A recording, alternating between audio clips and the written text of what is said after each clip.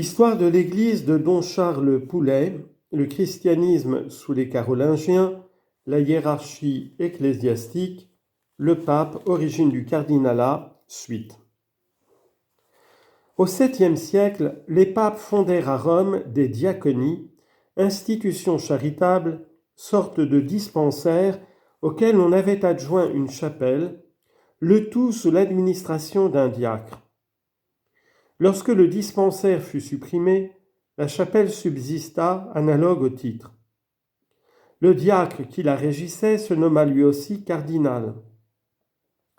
Mais tandis que les titres des cardinaux prêtres d'origine très ancienne avaient été établis à la périphérie de Rome par crainte des persécutions, les chapelles des cardinaux diacres s'élevèrent au 7e siècle dans le centre de la ville. On en compta 18. Ainsi, pour le ministère urbain, l'évêque de Rome est-il aidé par tout un clergé. De plus, dans le service de sa propre basilique du Latran, il fit appel aux prélats de sa circonscription, ceux de la campagne romaine, siège suburbicaire. Il convoqua à tour de rôle leurs titulaires pour passer une semaine au Latran, centre de l'administration pontificale. Au 8e siècle, on constate même sous Étienne III qu'ils s'y trouvent définitivement installés. Ils y étaient donc cardinaux. Leur nombre correspondait évidemment à celui des évêques romains: Ostie, Albano, Porto, Sainte-Rufine, Sabine, Prénestre ou Palestrine, Tusculum ou Frascati. Au XIIe siècle, Calixte II réunira Sainte-Rufine à Porto.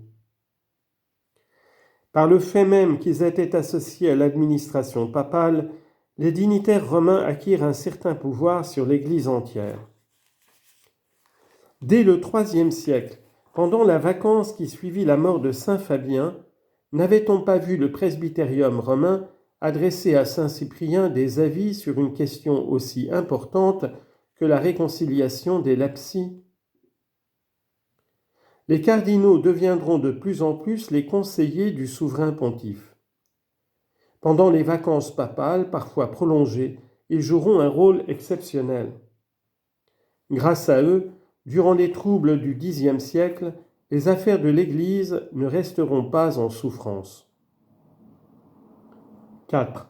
La situation matérielle du clergé, richesse immobilière et dîmes.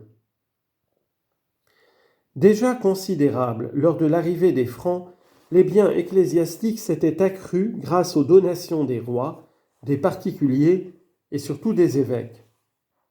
Ces derniers devaient léguer à leur Église tout ce qu'ils avaient acquis pendant leur épiscopat. Souvent, ils lui laissaient tout ou partie de leur patrimoine. Mais la richesse du clergé séduisit le pouvoir séculier. Charles Martel prétendit puiser à pleine main dans le patrimoine des églises et des monastères pour récompenser ses compagnons d'armes. Au concile de Leptine en 743, Pépin et Carloman essayèrent sans doute de convertir en précaires les bénéfices prélevés sur biens d'église. Ils décrétèrent qu'au terme de la concession, les églises seraient libres de la renouveler ou de reprendre leur possession.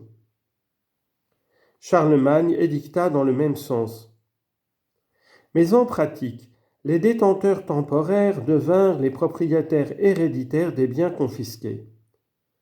Une grande partie de la propriété ecclésiastique se trouva ainsi sécularisée.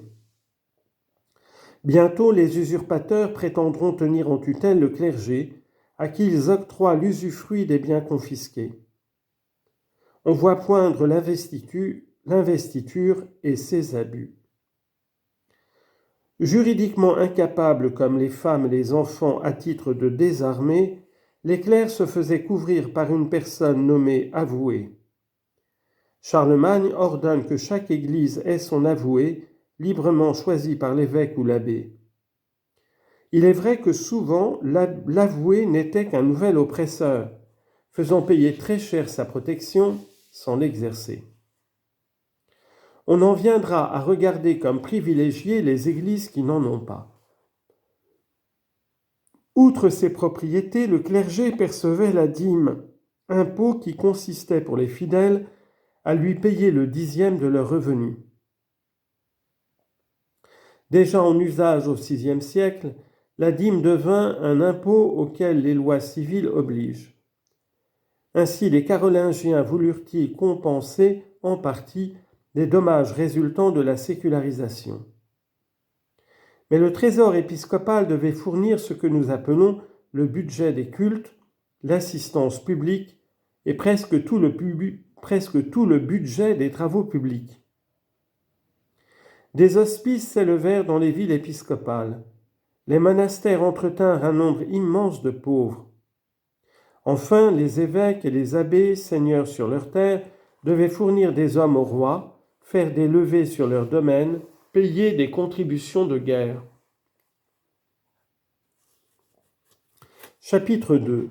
Les moines, le peuple chrétien. La richesse, l'intrusion des abbés laïcs, résultat des confiscations de Charles Martel, amenèrent la décadence monastique. Une réaction se produisit au début du IXe siècle, provoquée par saint Benoît d'Aniane et soutenue par Louis le Débonnaire. Le Languedocien Benoît Witizza s'était retiré de la cour de Charlemagne pour embrasser la vie religieuse à Saint-Seine en Bourgogne en 774. Il fonda ensuite une abbaye près de Montpellier, sur les bords de l'Aniane en 780. Il y fait revivre la règle de saint Benoît dans sa pureté, et pour en augmenter l'autorité, il en rapproche les passages parallèles des autres règles, donnant ainsi, grâce à cette Concordia Regularum, un véritable commentaire traditionnel du texte bénédictin. Nombre de monastères adhèrent à ce mouvement, en Aquitaine, puis dans tout l'Empire. La réforme fut authentiquée au concile d'Aix-la-Chapelle en 817, qui sembla un grand chapitre général dont les canons tendirent à unifier tous les monastères de l'Empire, dans tous les monastères de l'Empire, la pratique de la règle bénédictine.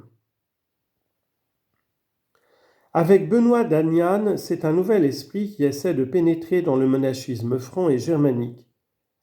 Le conseiller de Louis le Pieux prend la législation monastique à la lettre. Pour lui, le bénédictin vit dans une séparation complète d'avec le monde, uniquement consacré à la prière et au travail. Comme il ne convient plus aux moines élevés au sacerdoce d'épuiser toute leur activité dans l'exercice des métiers, il faut allonger l'office divin. Cette réforme n'eut qu'une fortune passagère.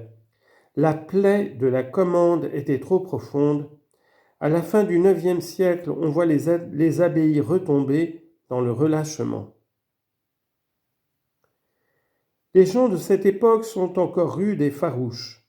Ils ont conservé plusieurs traits des superstitions anciennes, notamment le jugement de Dieu ou ordalie. Cet usage d'importation germanique consistait à recourir, faute de témoins ou de preuves écrites, au jugement de Dieu manifesté par la protection donnée à l'innocent. La plus connue de ces épreuves était le duel judiciaire ou lutte en champ clos entre les deux plaignants. Il y avait aussi l'épreuve du feu. L'accusé devait saisir un fer rouge ou marcher pieds nus sur des charbons ardents. Plus raisonnable était l'épreuve du serment. On croyait ensuite l'accusé sur parole, à moins qu'un signe du ciel le confondît. L'Église me paraît d'abord avoir éprouvé aucune répugnance à admettre les ordalies. Les faits miraculeux dont les premiers siècles avaient été témoins la prédisposaient à accepter sans surprise les marques sensibles de l'intervention de la Providence en faveur des innocents.